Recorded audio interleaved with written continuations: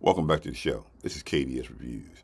This is a review of a 1981 cult classic, and that's Heavy Metal. Now, I picked up the Blu-ray of Heavy Metal, even though I have it on DVD to get better picture quality, better sound. We're going to talk about this Blu-ray a little bit later on in this show. Now, this movie was done in 1981. It was produced by Ivan Reitman, the same guy that did the Ghostbusters. It was actually a French magazine, and when they brought it over to the United States, they changed the name of the magazine to Heavy Metal.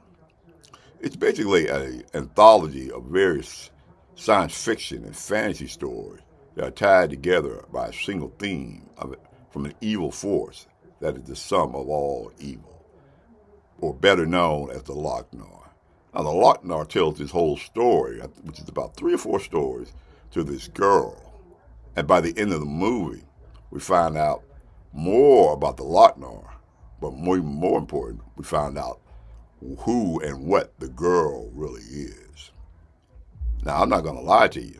This movie is filled up with graphic violence and adult themes and even some brief nudity here and there. So don't put it on while you're ironing your clothes. This also was the first animated movie that was worked on by several different animation houses instead of just one company doing it. Several other animated companies working on this at the same time. That's why it looks a little bit different from story to story. And this opening theme here, with the Corvette landing on the ground here, there's been rumored that that was the idea that Elon Musk got when he pushed that Tesla out in space a few years ago. This is also known for its soundtrack. Now, the soundtrack for this movie sold a lot. It features such artists from the early 80s, such as Cheap Trick, Sammy Hagar, and Journey. And they even did a sequel to this movie, Heavy Metal 2000. But it didn't do as good as the original movie. And there's actually a third Heavy Metal movie playing right now, but I bet you didn't even know it. It's called Love, Death, and Robots. And I watched that whole thing and didn't know it was part of the Heavy Metal trilogy.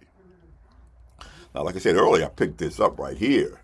It's got some deleted scenes in it, some added footage also.